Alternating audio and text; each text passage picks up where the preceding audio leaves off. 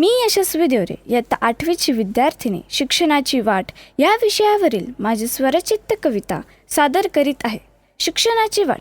शिकणे म्हणजे ज्ञानाचे दान, उघडतं त्याने आयुष्याचं पान. अंधारातून प्रकाशाकडे नेणं शिक्षणाचं खरं काम हेच म्हणणं. आईबापाचं स्वप्न पूर्ण करायचं, पुस्तकांच्या दुनियेत भरारी घ्यायचं.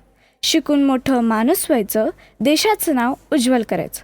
शाळा, वर्ग, शिक्षक आपले तेच तर घडवतात भविष्य आपले.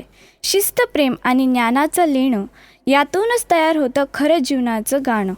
शिकताना येतील अडथळे भारी, पण ध्येयासाठी चालत राहण्याची आहे जरुरी. एक दिवस उजाडेल स्वप्नपूर्तीचा, शिक्षणच ठरेल खरा पाया यशाचा. नमस्कार, मी इयत्ता 10वीची विद्यार्थिनी पायल आहिरे शिक्षकांचे आभार व्यक्त करताना ही कविता प्रस्तुत करत आहे. शिक्षकांचे आभार. चिमुकल्या पावलांनी केली होती शाळेची सुरुवात, शिक्षकांनीच ठेवला आमच्या पाठीवर हात. नर्सरीत घाबरू नको बाळा असे बोलून मायेने हात फिरवला, पहिल्या पावलाला त्यांच्या प्रेमाचा आधार लाभला. शिक्षक आमचे संस्कार केंद्र, त्यांनीच दिला जगण्याचा मंत्र.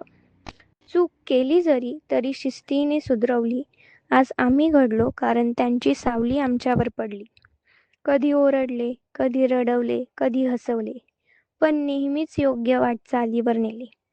शिक्षक म्हणजे ज्ञानाचा दिवा, आमचे आयुष्य घडू शकणार होते का त्यांच्या विना? शाळेत कधीच भासला नाही आईचा दुरावा, शिक्षकांच्या प्रेमात सापडला मायेचा गोडवा. मार्गदर्शक ते आमच्या जीवनाचे, शिल्पकार खरे आमच्या आयुष्याचे. 10वीचे वर्ष म्हणून जबाबदारी झटकून काढायचा नाही पळ. शिक्षकच म्हणतात तू करू शकशील, आहे तुझ्यात बळ. माझे नाव अंशुल अविनाश चौधरी आहे.